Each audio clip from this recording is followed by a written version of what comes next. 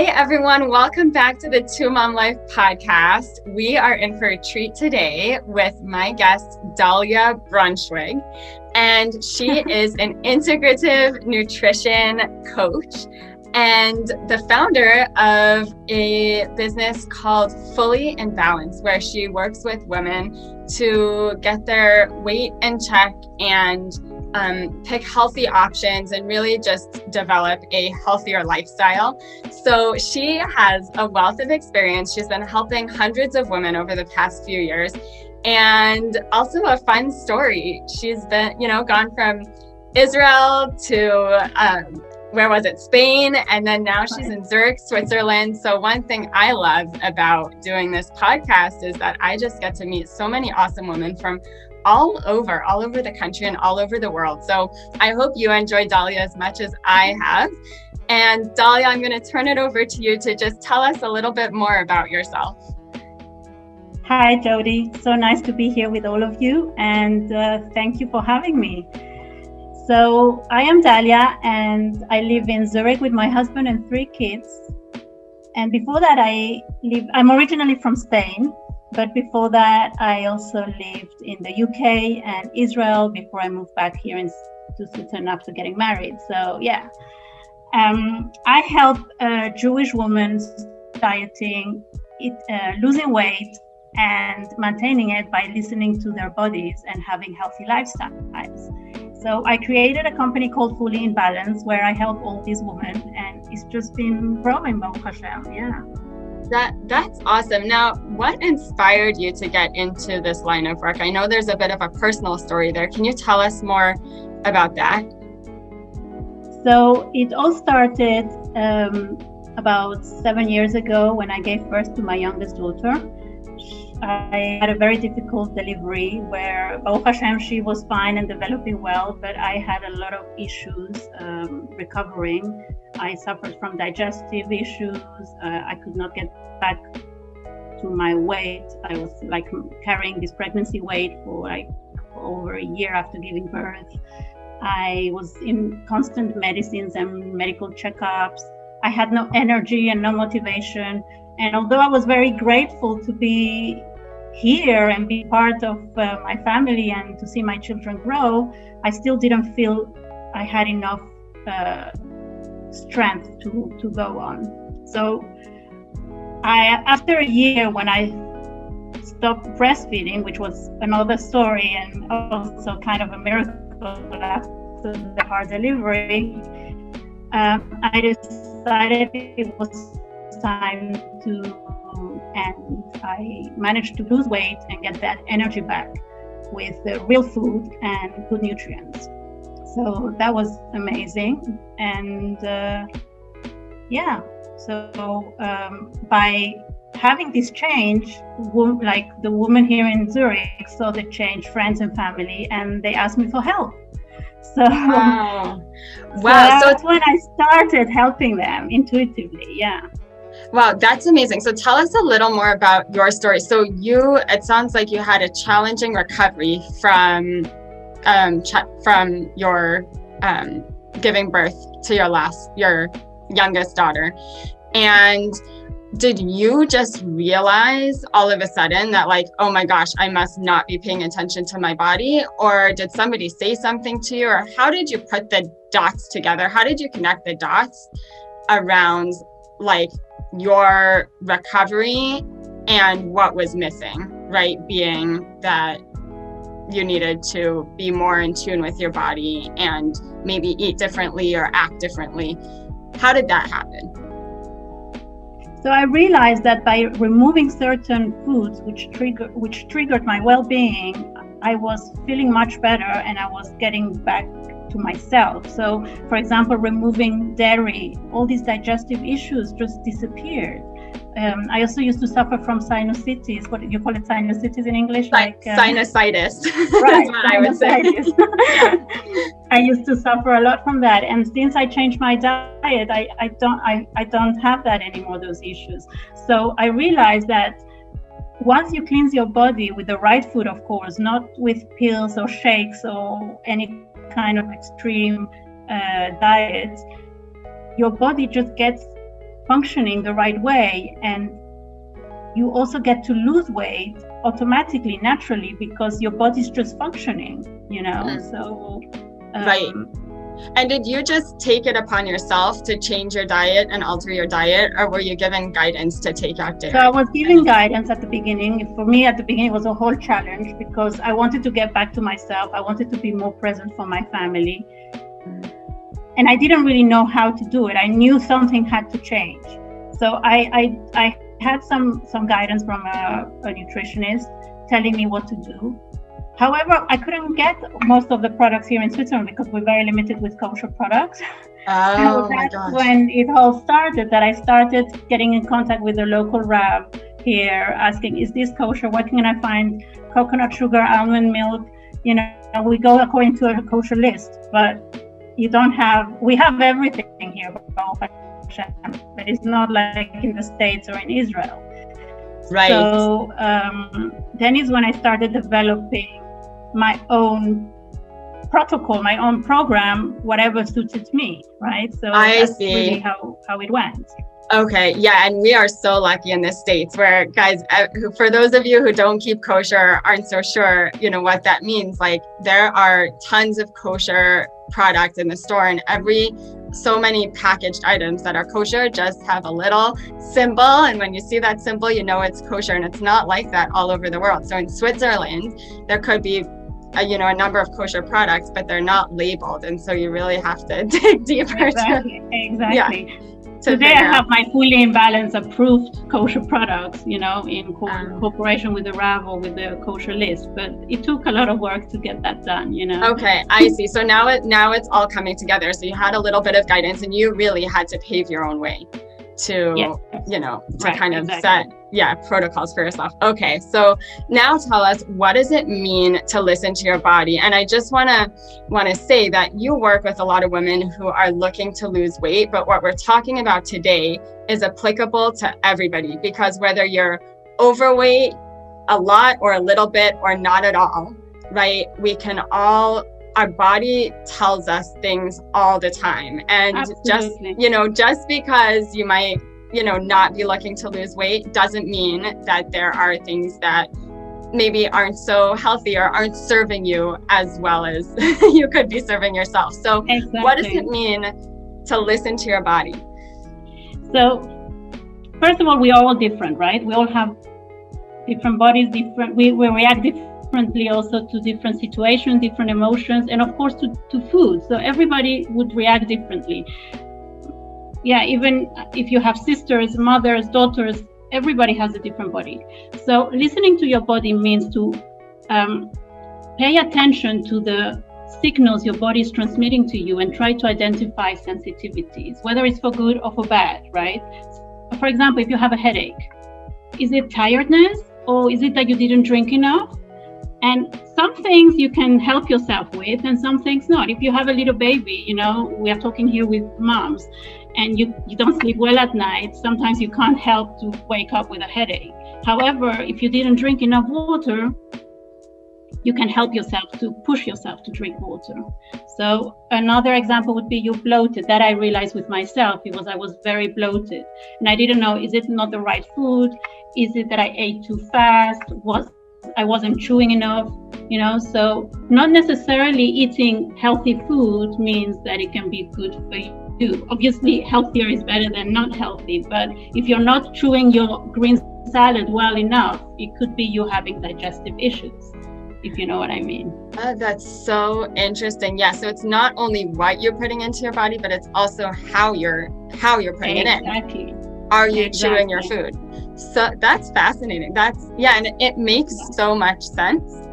And yet it's these things that we gloss over or don't think about or don't pay attention to, scarf down our salad because we're running from one thing to another. Exactly. So it's not about losing weight here. It's really about doing the right thing for yourself to feel better, right? Yeah. And remind us, why is that important? Why do we want to do the right thing so we feel better?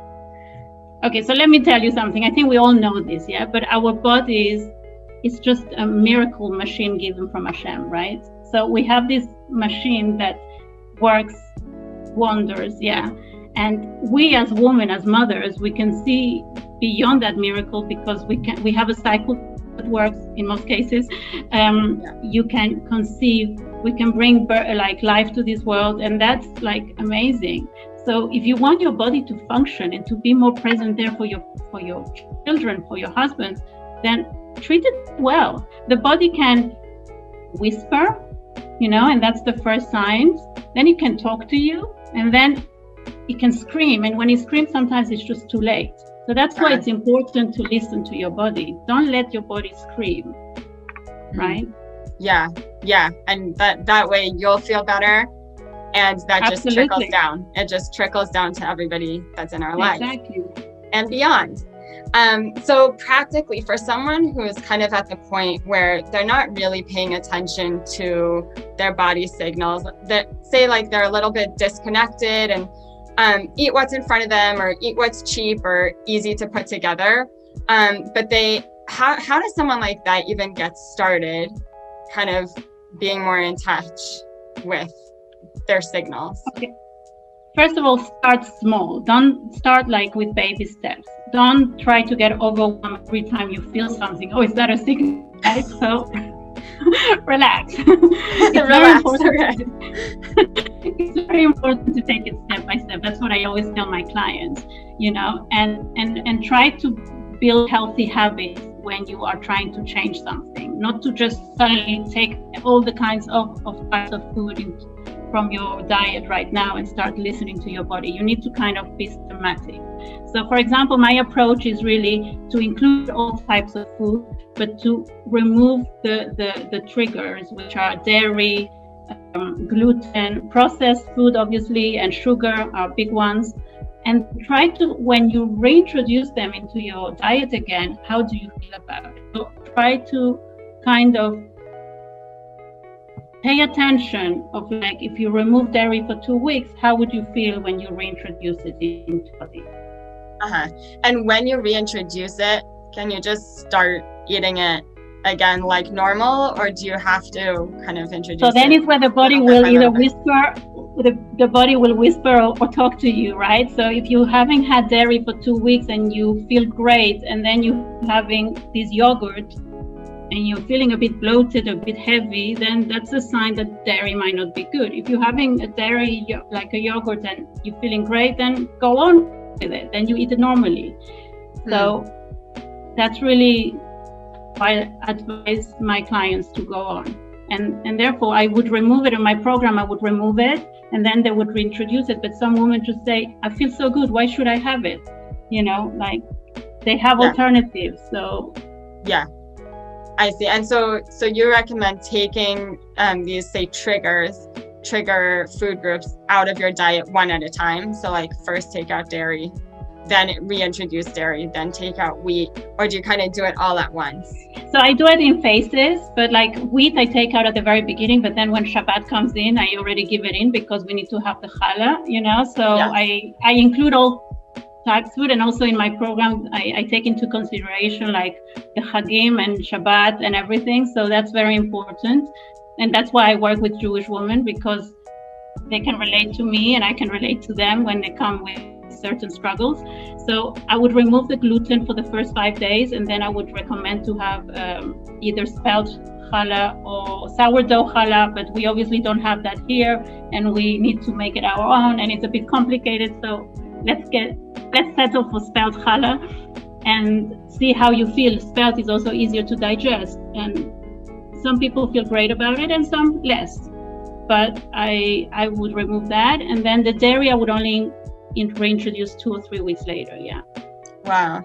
Yeah, and I love how you lay this all out in your program, and as you said in the beginning, you work with each woman individually to kind of see what will work for her, and I think that's beautiful. And I just think it's so great that you work specifically with Jewish women, because so intimately, so much of the Jewish culture, of our culture, like revolves around food. And so so intimately what the needs are and what the challenges are. And so the fact that you can, that you can be there as a resource for women kind of working through this is just spectacular.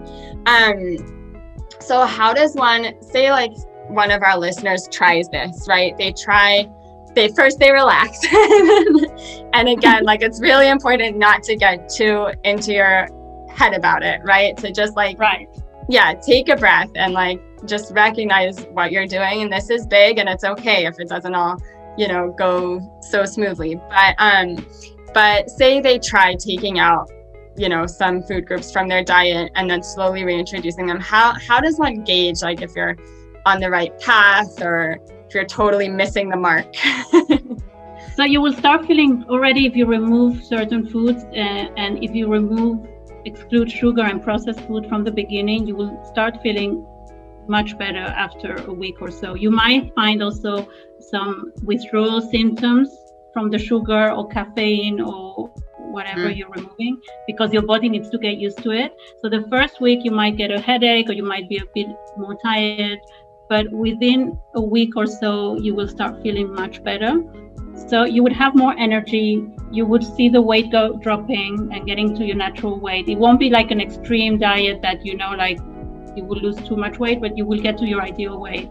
You will be more motivated, you will be rested, and you will have less sugar cravings for sure, because you will be feeding it with other good foods, like good nutrients, alternatives. Right. So I think I want to highlight a couple of things. So one is that it seems like it's really important to give it a little bit of time. Now, a week might sound like a long time, but it also is not long at all.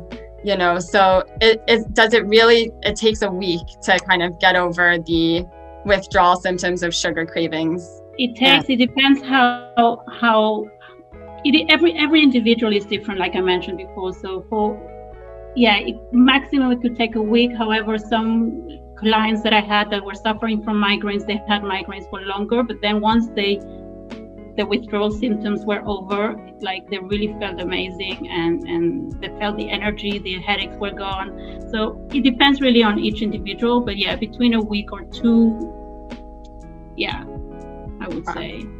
Yeah, and I think that's amazing. Like that's all it can take for you to start feeling good and for you to be on a path, if you are looking to lose weight, to be getting back to your ideal weight. And it sounds like it's really a lifestyle change, right? This isn't a diet fad that you're recommending. This is a lifestyle. This is like you're in it for the long game.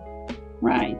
And I want to add here that if you would start learning and listening to your body and those triggers that are good or bad for yourself, as I said, you said now, it's a lifestyle, right? So it doesn't mean that you need to keep on this path forever. It could be you will go, like I would enjoy also a piece of cheesecake and know that dairy is not good for me, but I know how to react and how I know the consequences. So I would eat this piece of cheesecake, enjoy it, and just move on without feeling guilty. Second, knowing that I might be bloated or having some cramps. And I just know this is it. It's not something else, right? Yes. So I think that's something important to highlight here. Yeah.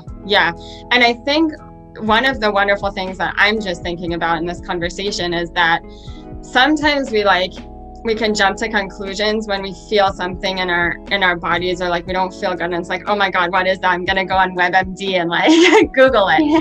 And the great thing is that often it's not even anything bad. It's not anything terrible. It's just some things that can be fixed, or where you can feel better by just making some simple adjustments in your daily diet or the way you eat your food. And exactly.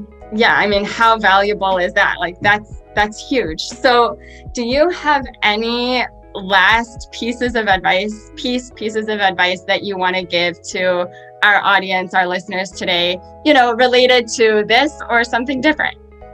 Okay, so I want to tell you that everybody should accept themselves as they are. We are all unique. We always have something special to give to our kids, to our husbands, to the world, Mm-hmm. So I feel in today's society, everybody's trying to fit in with the crowd, to look and do the same as everybody else.